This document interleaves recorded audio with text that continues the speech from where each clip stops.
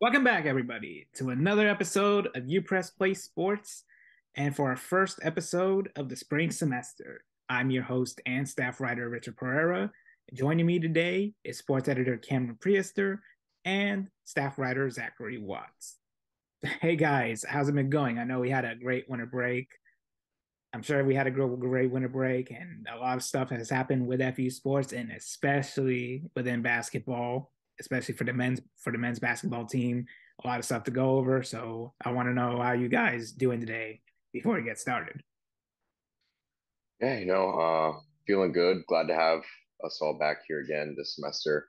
Um, you know, it it was unfortunate that there was a lot of sports things that were happening within the FAU and national environment that we just weren't able to touch on just because we've had some time apart. But I think it was also a good thing, just a refresher that, just because we took some time off doesn't mean sports ever stop going. And we have plenty of stuff to catch up on. So hopefully this will be a fun pod. Yeah, I enjoyed my winter break. Hope you guys did as well. A lot of good stuff to talk about, so ready to get to it. Yeah, definitely. And we are going to start off with FU men's basketball. This past week, they got past their in-state rivals in FIU on the road in a 77-73 overtime victory, and followed that up with an excellent 66-62 victory over North Texas, who was arguably their toughest opponent in Conference USA. And last night, torched Western Kentucky in the second half, especially as they went on to coast to a 76-62 victory. And with those wins, they now extended their winning streak to 16 straight wins, which is the longest streak in program history, as they are currently 24th in the AP poll, which is their first ranking in that poll for the first time ever. So a lot of history these guys are making. They have a 17 and 1 record overall, 7-0 in conference play. So guys, I want to know, is this the best FBU squad that has ever existed in program history? I'm eager to say yes, just for the fact that record doesn't lie. But not only record, if you watch how we play games, this is probably the most mentally solid squad I've seen play in a long time. They just play a lot of fundamental team basketball. There's a lot of games I've seen throughout the year thus far where we've been down late in the game, but yet we just find ways to keep pulling off win after win. And it's exceptional to see. I can't say enough about Coach May and what he's put together this year. We've had a lot of transfers that have come in, make immediate impacts. Our bench depth, it's not like we have any guys on the bench that are kind of like not leaving their mark. It feels like everyone is doing something to help the team win games, especially down the road. Especially last night, you look at the Western Kentucky game where you would have never thought we were losing this game at any point, but just the depth and how strong we played till the last whistle. Um, we were able to pull out a huge win there. But overall, I mean, just great team basketball. It seems like the guys love it. The stadiums are packed, crowds are loving it. Unfortunately, I was going to go to the game, but ended up missing it last minute for some other things. But I wish I could have made it. I definitely will make one before the end of the year because that environment looks electric. Same thoughts here. This team is so talented. It's amazing to just watch and be able to be like here on campus while this is taking place. It's awesome. This team's just so talented. They've proved they can win from behind. They've done it from like I think their past 3 or 4 games they've had to come behind. Against North Texas, it was a pretty large deficit at one point. I want to say 11 points. Maybe I want to say 11 points they had to come back from, and they've proven they can win in games where they don't like win how they want to, if that makes sense. They like to win by burying you from three. They shoot the lights out from three. But even on the games where they've kind of struggled from deep, some of these conference games where it's been kind of close and they've kind of tried to force those shots from deep a little bit and it hasn't working, they've still been able to um, pull out these wins. I want to give a shout out to John L. Davis. He's been on a tear since our last time meeting. 36-point performance, and he's had double-digit points in I think their last 5 games now. And it seems like every moment when they need a big shot, he's the one they call on and he comes up with it. And he's just been fantastic in this break we've had. So it's awesome. And they've kind of been through, I don't want to say the gauntlet of their schedule, but they've played North Texas twice already. They've got the game at UAB out of the way. They have to travel to UAB and they played Northwestern Kentucky again, but the meat of their schedule, they've survived with one loss. So let's not get ahead of ourselves, but this team is just so great to watch and so talented. So it's awesome. Yeah, definitely. And as I keep looking at the squad, you have some names that usually would be in the starting lineup, like Elijah Martin, who has been coming off the bench recently these past couple of games, and he's still being productive. And you look at Janelle Davis, who could be in the starting lineup. He's coming off the bench. He's still being very productive. Like he recently had a 36-point game against UAB, which was very crucial. And then you see him come through in big moments, especially against North Texas. And and then you have Michael Forrest, who was in the starting lineup last year. He's come off the bench this whole season, and he's still producing. Like this squad is the most balanced that it's ever been. And while they still had yet to achieve the feat that their 2002 counterparts did, which was reaching the NCAA tournament, they have a very good chance of making March Madness this year if they keep this winning streak up and pretty much have probably one of the best records in the country. And as we look at this week's upcoming matchups, they take on UTSA on Thursday at 8 p.m. on ESPN Plus, and then 2 days later against UTEP at 9 p.m. also on ESPN Plus. Both are in Texas, so we'll see how the Owls do on their road trip to Texas. And as we move on from men's basketball, we head on to women's basketball. Well, it's after a very strong start, after finishing up their non-conference games, they've been up and down in conference play. They currently have a 10-6 record, and in conference play, they have a 3-4 record. And they lost back-to-back matchups this past week to North Texas.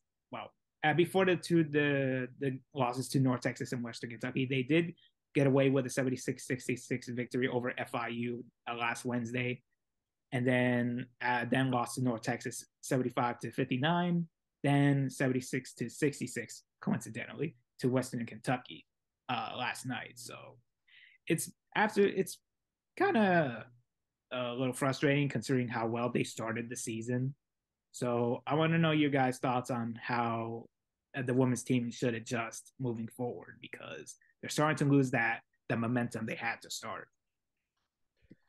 Yeah, it's a good thing they started out hot early, just so they're staying above 500 or keeping afloat, as they'd say. I think the main issue I'd see now, just looking over the games, is you're lacking some consistency. You seem to win by a pretty decent margin, by double digits, but when you're losing, you're also losing by double digits, and that's not something you want to see.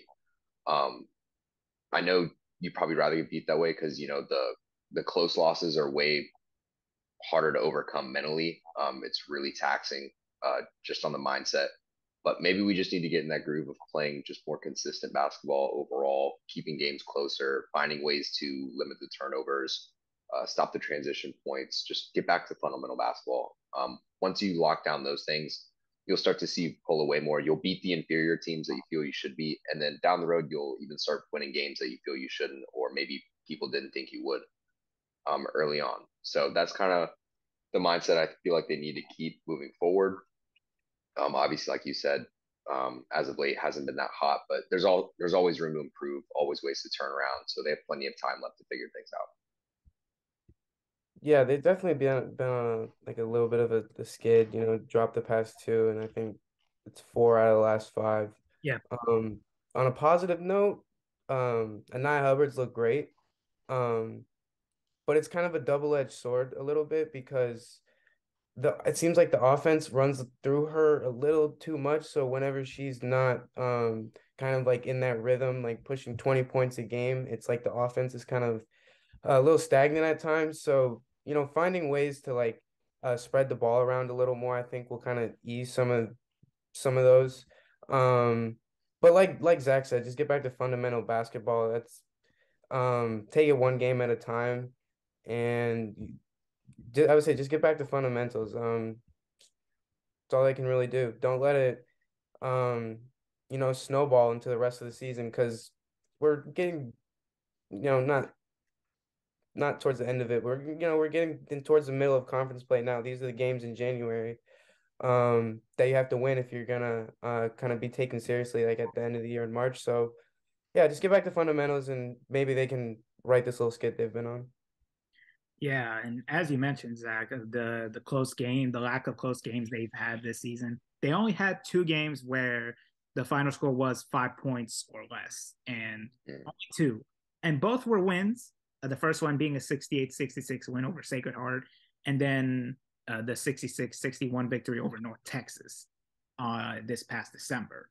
So it is concerning that they've either won in a blowout or lost in a blowout and throughout most of the whole season, throughout most of the season. So it should be crucial that they try to win in more comfortable margins, but it should also be important that they like go through these situations where the game is tight and they need to like lock in and make some key plays to come through with very good solid victories.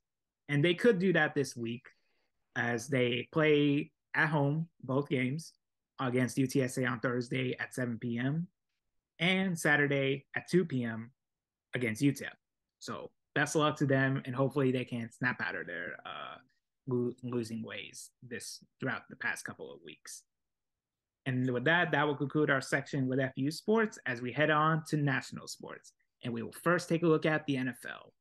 Well, the regular season ended as we are in playoff mode. The wild card concluded this past weekend, and we saw some pretty good comeback victories and some sad losses for a quarterback legend in Tom Brady, who lost in not the best way possible as he lost to the Dallas Cowboys at home, mind you.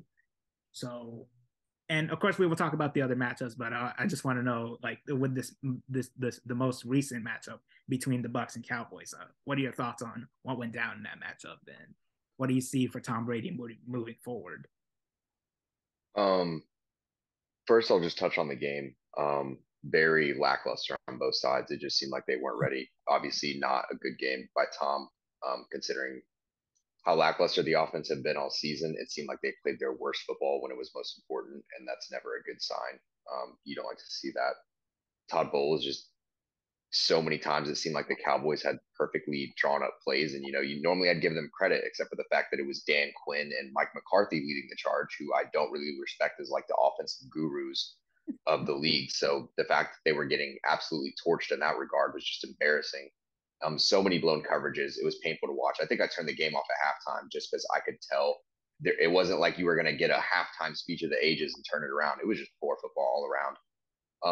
As for Tom and moving forward, one of the things I expected him to move on anyway, but one of the real telltale signs is if you ever see a guy thanking the media for doing their job or being really sentimental in their post game speech, that kind of tells you that they're kind of giving their parting gifts, like saying their byes. That's kind of the vibe I got from that. So the Bucks are in a very bad state heading into the 2023-2024 season. So we'll see how that works out for them. Yeah, as far as the game itself went, Bucks didn't look great. Todd Bowles just didn't look like he had much of a game plan, and Tom Brady looked every last second of 45 out there, and he looked older than that. There were some plays where it's like, oh, how the heroes have fallen. They're just not even just like bad, like physically bad throws, just like kind of boneheaded throws. Like, what, you're the greatest quarterback. What are we doing here? But as far as the Cowboys, it doesn't really change my opinion on them much because in any other NFL season besides this year, the Bucks aren't even in the playoffs, and they're not a playoff team. They're a team that's happened to be in the playoff, if that makes any type of sense at all. So I'm not down on the Cowboys, but this win doesn't, make me like want to buy any stock in them anymore. As far as Brady, I'm not sure what to think, what he's gonna do, because like Zach said, the situation they have, like the Bucks, because of like their cap, because of what they had to pay for that Super Bowl and things like that.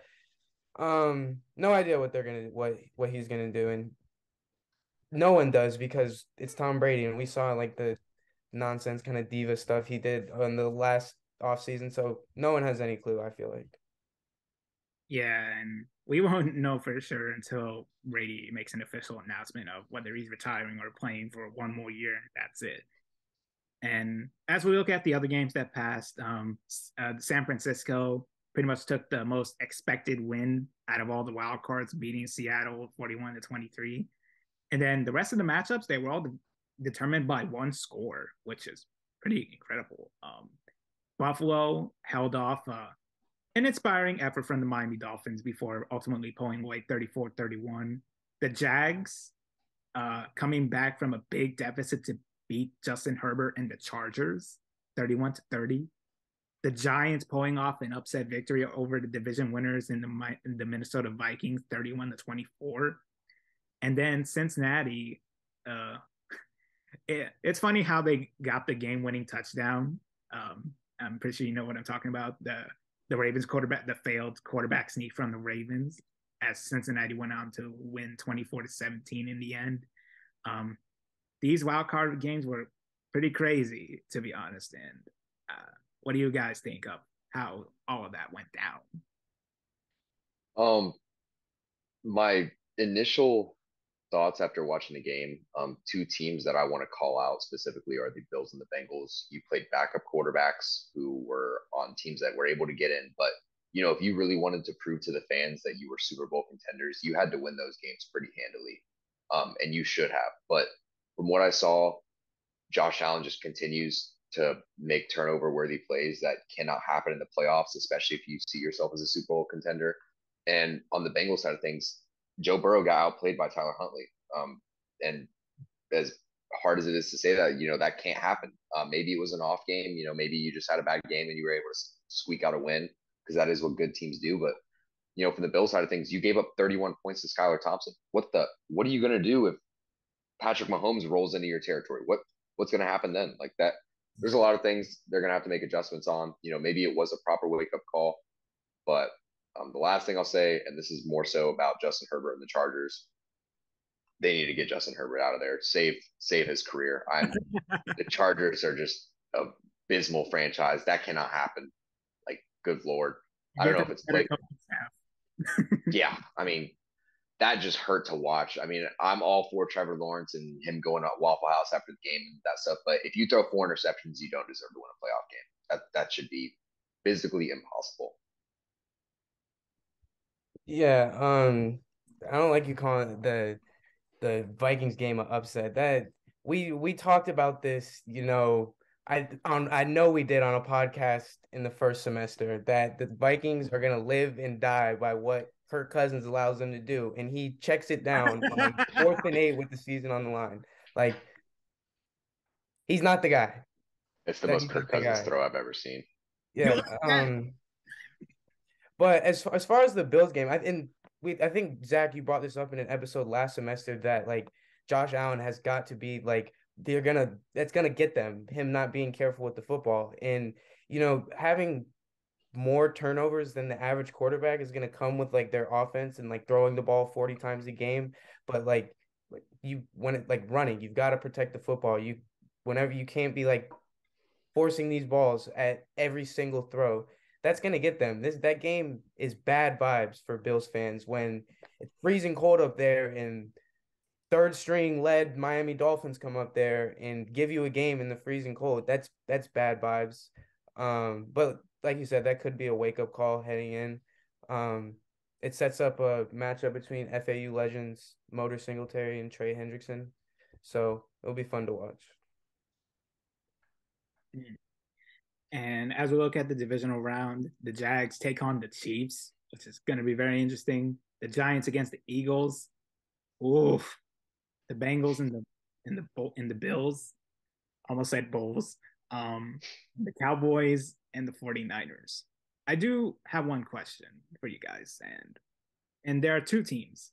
Who is your favorite to win it all, and who is the most vulnerable out of the eight remaining?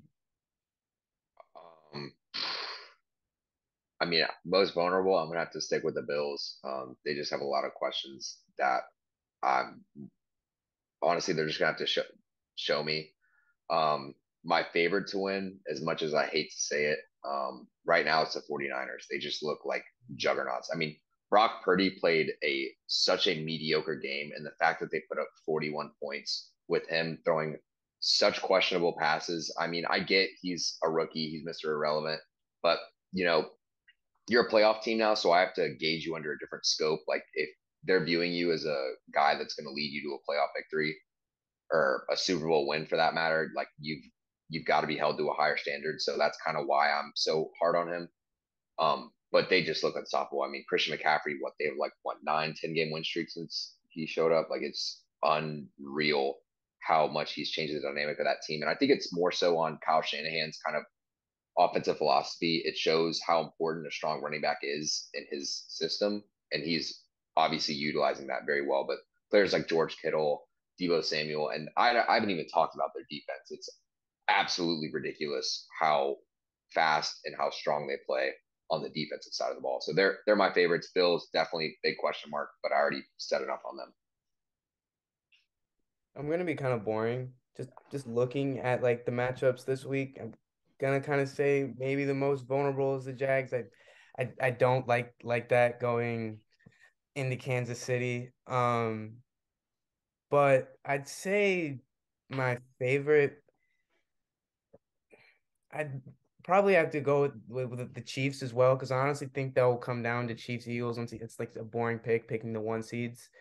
And if it were to come down to that, I just would put more trust in Patrick Mahomes to like go and win, who's been in that game situation. And that's not to discredit Jalen Hurts. I think he's great, or discredit the Eagles. They're like have arguably the most loaded roster. They've made all those moves to get to that point, and it's why they have that record. But like I trust Patrick Mahomes, the best quarterback in the league, to go win that game just a little bit more. So I think I'd have to lean Chiefs for my favorite.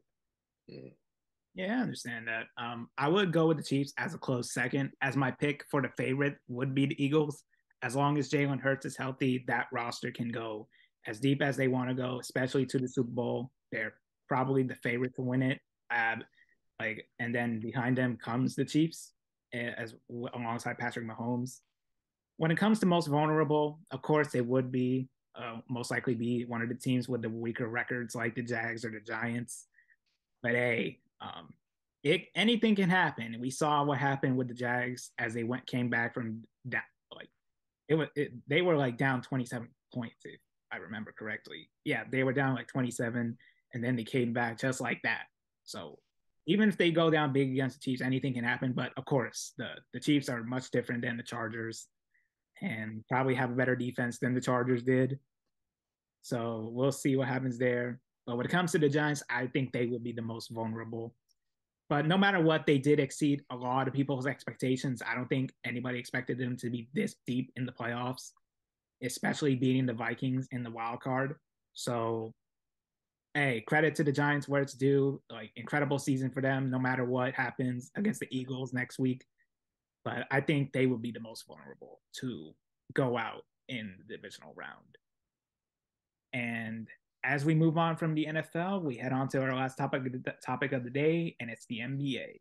Well, we're halfway into the season with the NBA. A lot of things have happened. A lot of things have stayed the same. A lot of things erupted, and the Celtics are still having the best record in the NBA. And the Grizzlies as well, and the Nuggets, surprising to say the least. And then we have all-star voting as fans continue to spam votes for people who don't deserve to be in the top 10. And as much as I love Derrick Rose, he's one of my favorite players ever. He does not deserve to be there, especially if he's hasn't been playing a lot recently. As Jalen Brunson and Julius Randle should be in the top 10 at the very least. They have been having great seasons. The Knicks are doing much better than they did last year. So it should be a good argument as to why fans shouldn't play a major role in who gets to be in a starter in the All-Star game, because the bench is determined by the coaches and the media and all that stuff. So I want to know your guys' takes on should fans have should play a major role in voting which players get to be in the All-Star game. Absolutely not. Not even close. I do not trust the average fan and their mindset of professionals. There's a reason why these guys are professionals, trusted to the executives to make the decision for who's been playing the best basketball. What I would pose as an alternative to kind of keep fans involved is they should vote in alternates or even like the deeper bench slots, kind of your fan favorite guys. Like I feel like in years past, I could have seen Alex Caruso made an all-star team as like a reserve or an alternate just because of like how much hype he had around him and how much of like a meme he was. That's kind of how I view it. But like, in what world is Kevin Looney an all star? Like, please tell me. Because another big issue for me, like, I wouldn't mind as much if all stars weren't that important. But when people talk about like career debates and they like go up against one another, like, oh well, this guy's a 8, 9 time NBA all star. What does that mean to me when he's starting alongside Kevin Looney and who else is on here that I need to call out? Oh, Jared Allen and Paulo Banchero. Like, I'm sorry, like these guys are great players. Don't get me wrong, but all-star caliber, like, come on, man. I just feel like we're getting a little bit ridiculous. It's obviously an issue in other sports as well. I know in baseball, it's a huge issue for me because the one year the Royals were World Series, they had like 7 guys on an all-star roster. And I'm like, that's not what an all-star is. You're telling me a guy that puts up ridiculous numbers isn't making it in. Some of these other guys, like Jalen Brunson, you called out. That's a guy that definitely deserves to be in. Julius Randle definitely deserves to be in. Guys that are even lower on this list that deserve to be higher. Larry Markkinen's having an incredible year for the Jazz, only sitting at the 7th spot. Like, really? I think we have what? Do we have every single Golden State player? Yeah, we have every single Golden State player on uh, the Western Conference side. So that kind of lets you know how much fan voting has like destroyed the All-Star game. At least they fixed the game itself. It's at least fun to watch now. Except I just wish they actually had All-Star players playing. Yeah, no, they need to abolish fan voting tomorrow. Because it ultimately just comes down like teams with the biggest once again like the big market teams win again. They have the largest fan base. They're gonna have the most votes. That's what it comes down to. And I'm sure somehow somewhere out there is some like crazy NBA fan that's like on making a bot somewhere to like put like 10,000 votes or something. Like there has to be, at least it's happened at least one time. So I think they should like default to like voting of players, coaches, and like executives. Those are like, or maybe not executives, maybe make players and coaches who are like there on the floor. Like that's like the highest opinion of basketball. I think we should like default to. But there are ways that you can like involve fans. I don't really can't think. Zach's was a great one. I'm gonna like that should be delegated to people more creative than myself. But there are ways to like involve fans without, you know, having scrubs in the All-Star game. Not scrubs. That's Scrubs, scrubs, scrubs. not scrubs. Not scrubs. But yeah, I do. I definitely do think that should be fixed as soon as possible, and we'll see. We'll see how the All-Star voting ends up because it's not done yet. Like we still got a little bit of time left until they reveal the starters and the captains and everybody else. And There's then not a single Kings player. There's not a single Kings player for how well they played this year. They couldn't think of a single guy to sneak in. No Fox. Small market. Oh my god, dude! Small market. And there has been and I would like to take a look at the Lakers. They did better since we last spoke. They did have a 5-game winning streak, and while they did have back-to-back losses, they did recover last night with a win over Houston, very expected. But in those 2 losses against the Mavericks and the 76ers, officiating has did not do them any favors as they kind of bluffing about Joel Embiid holding Russell Westbrook's arm at the end of the game, and then some fouls that went uncalled against the Mavericks, and LeBron said he was frustrated on Twitter after somebody mentioned it. So do you guys think officiating is going other ways in ways that it shouldn't against certain teams? Um, I wouldn't consider myself a conspiracy theorist, but when it comes to professional sports, it seems like officiating is skewed during some games, for certain teams to keep narratives. Um, but I'll kind of hold my tongue when it comes to that. What I will say though is officials across all sports, not only basketball, have gotten really bold in making the game about them. I mean, the other night we saw Jason Tatum literally clap after not getting a foul call, and they teed him up instantaneously. I mean, I, I don't know what it is that's made these officials feel like they are judge, jury, and executioner in the NBA. Like, I get you have a responsibility to uphold the standards of the game, but like, just because you got your feelings hurt, Oh no, I'm not. ah. They'd be Oh yeah, so like mad they don't want it. We're not there to watch them. They'd be so mad. yeah, like oh my gosh, dude, like what am I watching? I don't get it. It's infuriating for the fans to watch because, one of the big things that we talk about year in, year out is pace of play. We want to make games smoother, faster to keep the fans more engaged. Yet you continue to hire and rehire officials and officiating crews that want to make every call known to man in order to feel like they play a part in this whole process. And it's a joke.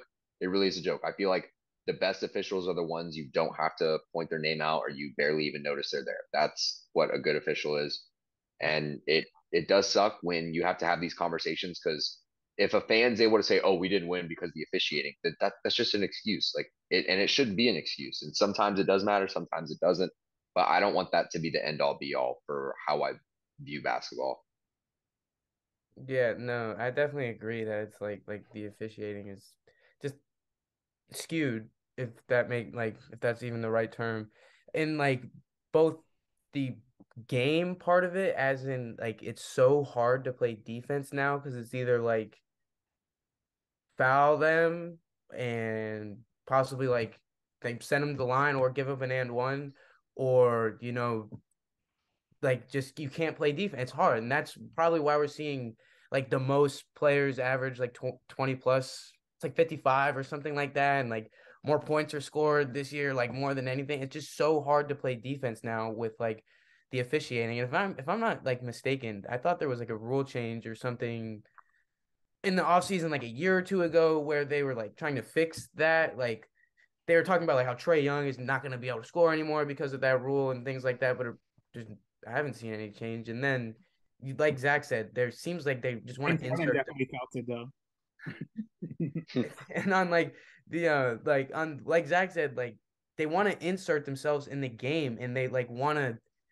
It seems like they want to be players like so bad, like they want to be part of like the jibber jabber, like the going back and forth, like that's not what you're there for. Like we're not here to watch you, bro. Like just call the game. It's I'm not sure why the NBA isn't doing something about it because they're gonna lose fans by like Zach said, like these slow games because everybody is just going to the free throw line, and you want those fast paced games that are keeping fans engaged, and it's just not what the product of the NBA is right now. Hmm. Yeah, and as I specifically look at the Lakers Mavericks game, the one that went to overtime, Troy Brown Jr. Probably getting fouled on the 3-point shot. Like they say, like they met both hands, which is usually not called a foul, but it looked like a foul to me. And then you have another call in overtime that went uncalled against LeBron, and the ref that could have called it, he tripped and fell down to the floor, which probably ruined the Lakers' chances of winning that one. And so it's very coincidental, and it definitely hurts for the Lakers as they could have a better record and they could be in one of the playing spots right now if those calls were actually made. So it's definitely very important for the officiating to be better. And if these calls continue to get uncalled and if the refs continue to put themselves into the game and continue to ruin the rhythm and flow of both teams, it's definitely not gonna resonate well with the fans and they will turn away from it. So it's definitely an issue that the NBA should focus on and maybe put some fines on these refs and like to tell them, hey, you have to make these calls. If you see a call that should be called, make it. If you don't make it and we see that you didn't make it, expect like some consequences to result from that. Yeah. For me personally, I think the greatest fix across any sport, and I don't know why they do this, if a player has to go and play a bad game and they have to sit in a press conference and answer questions about it, why are we not doing the same to officials? I promise you, they will not make as many bad calls as they would if they were forced to sit in front of a crowd of reporters and have to answer for why they made the calls they did or why they responded the way they did. Because number one, they sure as hell wouldn't want to be in the limelight anymore as much as they demand it during games. And number two, it would immediately address and fix the issue of why some officials make the calls that they do. Like if a guy goes out to defend himself and he says if an official sits down in a post game conference and is like, I didn't really catch that. That's a mistake on me. I didn't get there. Completely understandable. If he just blatantly outright denies it, don't need him in the league anymore. Sorry. Yeah, definitely agreed. And hopefully the officiating is better from here on out, though that can always be debatable. With that, that'll be it for this episode of UPressPlay Sports. Make sure to hit like and subscribe, click the bell to keep up with notifications from us. Also be sure to go on upressonline.com to keep up with news, sports, and more content alike. To follow us on Twitter, it's for me, at Rich26Pereira, for Cameron, at PrehistorCameron, and for Zach, at ZachWatts1_. Thanks for watching, everybody, and have a great day.